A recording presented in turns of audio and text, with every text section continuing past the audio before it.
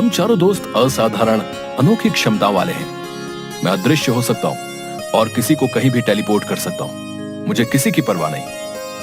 हाँ, मैं कुछ ही सेकंड में पूरा भंडारा खा लेने का दम रखता हूँ। मुझसे भला किसी का क्या मुकाबला। हाँ, वो तो तेरा पेट देखकर लगता ही है। मैं तो किसी भी चीज को हवा में उड़ा सकता हूँ। दुश्मन मेरे सामने पक्षी बन जाते हैं। मैं तो प्रकृति को ही नियंत्रित कर सकता हूँ। वो हाथ उठाता है और तेज बारिश होने लगती है। सब लोग भीग जाते हैं।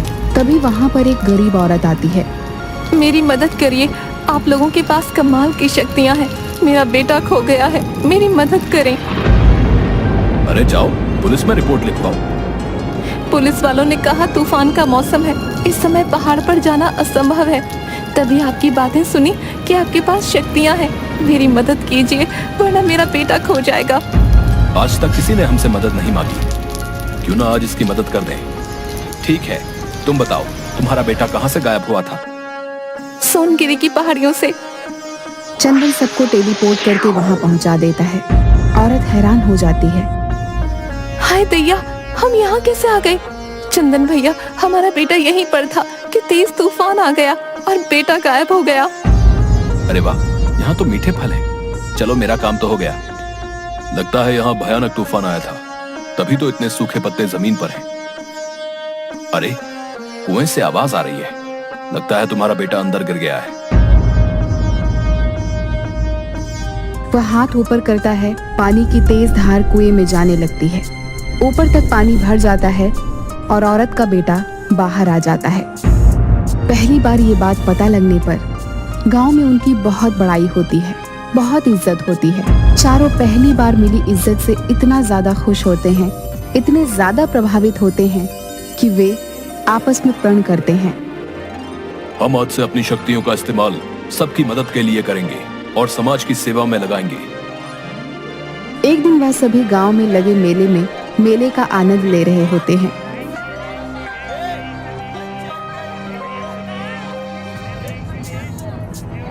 तभी अचानक एक आदमी भागते हुए चाट के ठेले की तरफ आता है। भैया, मुझे इससे बचा लो। ये हर बार मेले से मेरी चाट मुफ्त में खाकर चला जाता है और ठेला यहाँ खड़ा करने का पैसा भी वसूलता है। तैयार हो जाओ, हमारी विचित्र शक्तियों का सदुपयोग करने का समय आ गया है। चिंता करने की कोई बात नहीं है। इसे तो मैं चाट के ठेले के साथ ही निकल लूंगा। मैं ठेले को अपनी जगह से 1 इंच भी नहीं हिलने दूंगा। जग्गी चोर पर ओलों की बारिश कर देता है। रोहित चोरों को पकड़ लेता है और चंदन उन्हें जेल में टेलीपोर्ट कर देता है। चंदन, आशीष, रोहित और जग्गी, तुम लोगों ने बहुत अच्छा किया। ये चोर 2 सालों से जेल से भागे हुए हैं। हम कब से इन्हें पकड़ने की कोशिश कर रहे थे। तुम्हें महाराज की तरफ से इनाम मिलेगा। इसके बाद सेनापति महाराज को सारी बात बता देते हैं। अगले दिन महाराज उन्हें मिलने के लिए बुलाते हैं। तुम चारों मित्रों के पास जादुई क्षमता है। अगर तुम इन्हें बुद्धिमानी से इस्तेमाल करोगे तो हमारे राज्य पर कभी कोई दुश्मन युद्ध नहीं कर पाएगा। लेकिन याद रखना, अगर तुम कोई गड़बड़ करते हो तो इस पूरे देश को खत्म होने में भी समय नहीं लगेगा।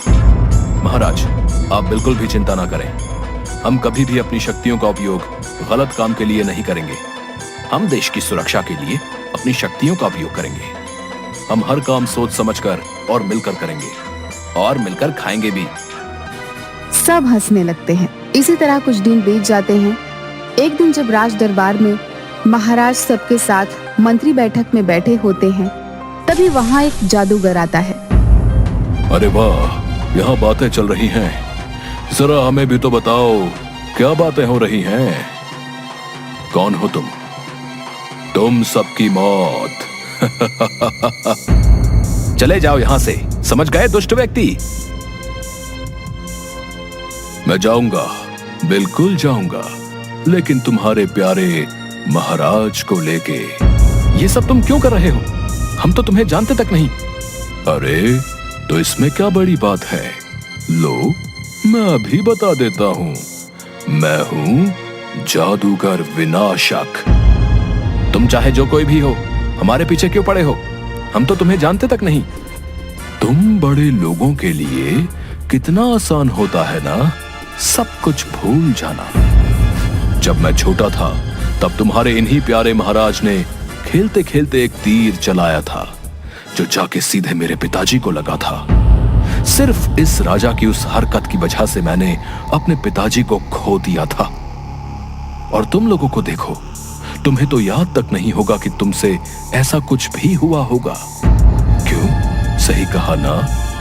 आज से लेकर अपनी मृत्यु तक तू भी अपनों के लिए तरसेगा। जैसे मैं अपनों के लिए तरसा, वैसे ही तू भी तरसेगा। देखो, मुझे इस बारे में कोई जानकारी नहीं है, लेकिन अगर यह सब मेरी वजह से हुआ है तो मैं तुमसे दिल से माफी मांगता हूं। वाह, माफी मांगकर बचना चाहते हो? ये जो तुम अपने लोगों के बीच महान बनने का नाटक कर रहे हो, बंद करो इसे, समझे? तुम्हें क्या लगता है मैं इतनी दूर और इतने सालों बाद तुम्हारी माफी के लिए आया हूं? तो क्या चाहते हो तुम? तुम्हारी मौत। जैसे मैं अपने पिताजी के लिए तरस रहा हूं, वैसे ही तेरे लोग भी तेरे लिए तरसेंगे। जबान संभाल के बात करो जादूगर, वरना आज तुम्हारा आखिरी दिन होगा। तुम मारोगे मुझे? शक्ल देखी है अपनी? इतनी देर से देख रहा हूं, बड़े उछल रहे हो। लगता है तुम्हें सबक सिखाना ही पड़ेगा। बड़ा आया मुझे मारने वाला, अब घूमता रहे हर जगह। ए सुनो, तुम में से कोई भी मेरा मुकाबला नहीं कर सकता, समझे? और ना ही तुम्हारे वो चार मूर्ख जो उन मामूली सी शक्तियों के बल पे उछलते रहते हैं। मैं महाराज को कैद कर लूंगा, देखूं उसे कैसे बचाते हैं ये चार जोकर। चंदन सफलतापूर्वक महाराज के साथ अदृश्य हो जाता है। तभी वहां पर वो चारों आ जाते हैं। हम मूर्ख हैं तो तू महामूर्ख है, समझा? एक ही बार में खा जाऊंगा तेरे को, समझा? और डकार भी नहीं लूंगा। ओ मोटे, पहले अपना पेट संभाल, तब बोलियो। बोल कम, थूक ज्यादा रहा है। आशीष हवा का एक बवंडर बनाता है। जादूगर विनाशक तेजी से उड़ता हुआ ऊपर चला जाता है। मेरे प्यारे प्रजावासियों, ये चारों हमारे देश के रक्षक हैं, जो हर दिशा से हमारे देश की रक्षा करेंगे। अब आप सुख की नींद सो सकते हैं।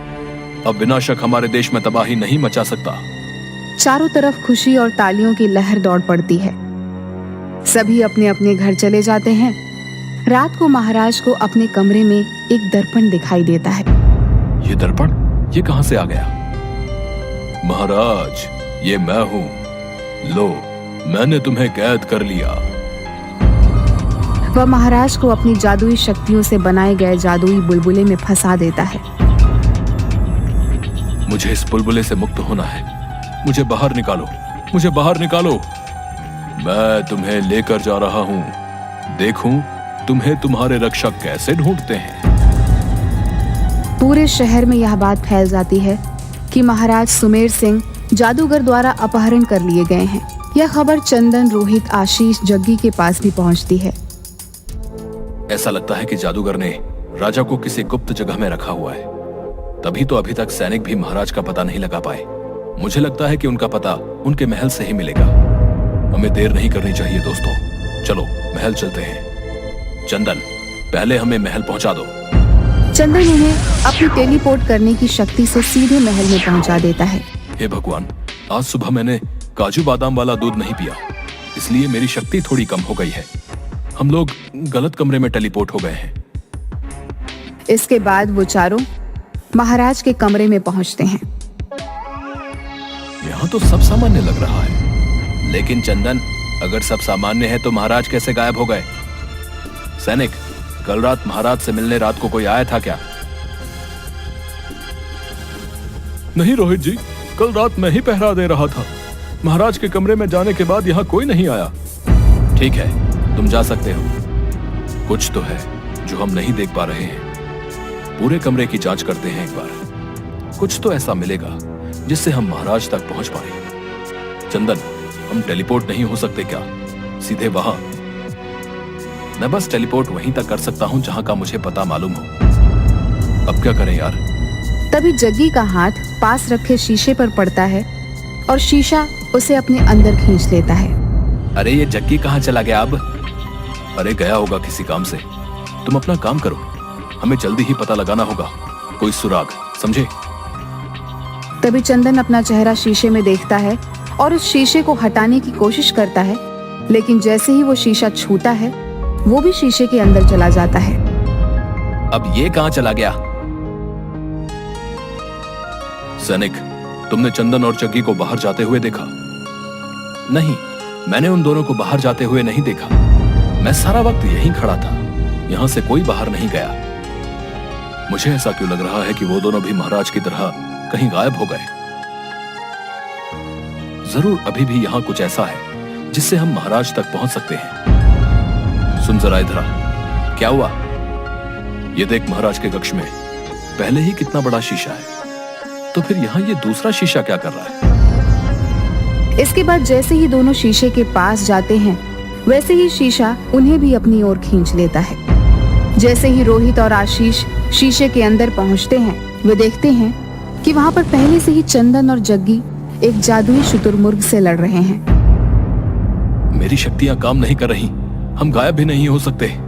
क्या तुमने मुझे शक्तिशाली जादुई शुतुरमुर्ग को चुनौती देने का साहस किया?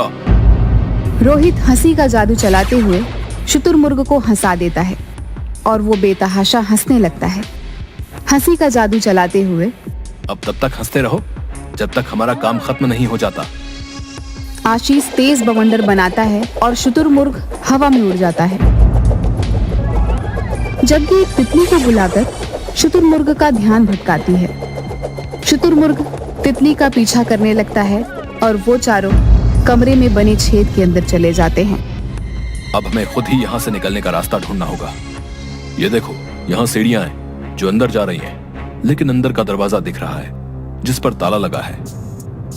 इस ताले की चाबी ढूंढनी होगी। जग्गी, तो कुछ कर सकता है क्या? रुक, मैं देखता हूं। आंखें बंद करता है।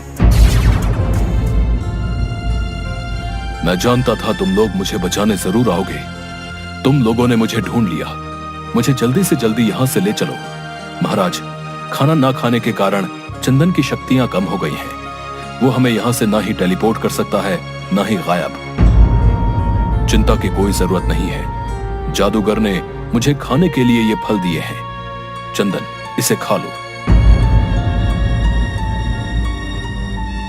अब मैं ठीक हूं। महाराज को बुलबुले से निकालना होगा।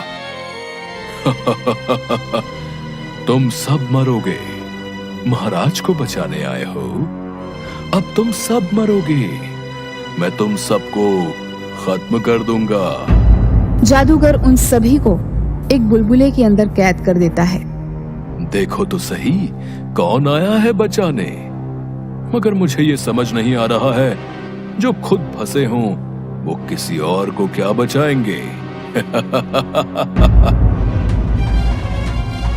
और हंसने लगता है। तभी जग्गी वहीं नीचे पड़ा हुआ शुतुरमुर्ग का पंख हवा में उड़ाकर अपने बुलबुले की ओर खींचता है। जादुई होने के कारण बुलबुला फट जाता है। जग्गी सारे बेलों से जादूगर को जकड़ लेता है और उसे बंदी बना देता है। रोहित अपने जादू से जादूगर को हंसने पर मजबूर कर देता है। जादूगर हंसते हुए पागल हो जाता है। छोड़ दो उसे। इसने जो भी किया अपने पिता का बदला लेने के लिए, और ये जो कुछ भी हुआ है वो मेरी ही गलती का परिणाम है। वो सब अपनी शक्तियों को रोक देते हैं और इसके बाद राजा जादूगर के पैरों के पास जाकर झुक जाता है।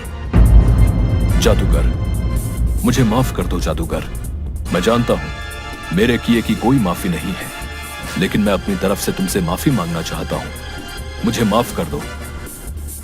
तुम चाहते तो मुझे मार सकते थे, लेकिन तुम इतना कुछ होने के बाद भी मेरे सामने झुके हो। मैं माफ करता हूं। जाओ, अपने घर लौट जाओ। इसके बाद जादूगर मुड़ जाता है। राजा उसके कंधे पे हाथ रखता है। इसके बाद जादूगर मुड़कर राजा को देखता है। आज से तुम्हारा जब भी मन करे तुम हमारे राजमहल में आ सकते हो। हमारे महल के दरवाजे तुम्हारे लिए हमेशा खुले रहेंगे। मैं तुम्हारे व्यवहार से खुश हुआ राजन। अब मैं चलता हूँ। चलिए, घर पर सब हमारा इंतजार कर रहे होंगे। चलो, कब से बढ़िया खाना नहीं खाया। आज राजमहल में मेरी तरफ से दावत होगी। जितना मन करे उतना खाना, समझ गए? ये मेरी तरफ से तुम्हारे लिए। सब हंसते हुए चंदन सबको टेलीपोर्ट करके घर पहुंचा देता है। अरे वाह वाह, आखिरकार हम अपने घर आ ही गए। महाराज, आप लौट आए। तुम चारों ने तो कमाल कर दिया। हम और ये राज्य तुम्हारा ये एहसान कभी नहीं भूलेंगे। हाँ, सच कहा तुमने। हमारी जान बचा के तुम सब ने हमें तुम्हारा ऋणी बना दिया है। हम बहुत खुशकिस्मत हैं कि हमें तुम्हारे जैसी प्रजा का राजा बनने का सौभाग्य मिला। तुम चाहते तो अपनी शक्तियों का गलत इस्तेमाल भी कर सकते थे, लेकिन फिर भी तुमने सच्चाई का रास्ता चुना। हमें गर्व है तुम पर। महाराज, ये तो हमारा फर्ज है और हम कभी नहीं चाहेंगे कि लोग हमें एक बुरे इंसान के रूप में जानें, क्योंकि हम एक चैन की जिंदगी जीना चाहते हैं। किसी भी ऐसे डर में नहीं रहना चाहते जिसमें हर वक्त पकड़े जाने का भय हो। हाँ महाराज, डर डर के जीने से अच्छा सुकून की मौत मर जाना बेहतर होगा। महाराज, हम चारों हमेशा आपके साथ रहेंगे। अब मैं क्या कहूं, सब तो तुम तीनों ने कह दिया। लेकिन महाराज, मैं फिर भी कुछ ना कुछ जरूर कहूंगा। इन तीनों ने जो कुछ भी कहा, मैं उन सभी बातों से सहमत हूं और मैं कहना चाहता हूं कि हम हमेशा आपके साथ हैं महाराज, चाहे वो सुख हो या दुख। मुझे ये सब सुन के बहुत खुशी हुई। चलो, अब दावत खाने नहीं चलना, बड़ी भूख लगी है। शाम के वक्त सब लोग दावत खाने लगते हैं। महाराज के वापस लौटने की खुशी में उत्सव मनाया जाता है। जग्गी पूरे राजमहल के ऊपर फूलों की वर्षा करवा देता है। ये हमारी आज की जीत के लिए है।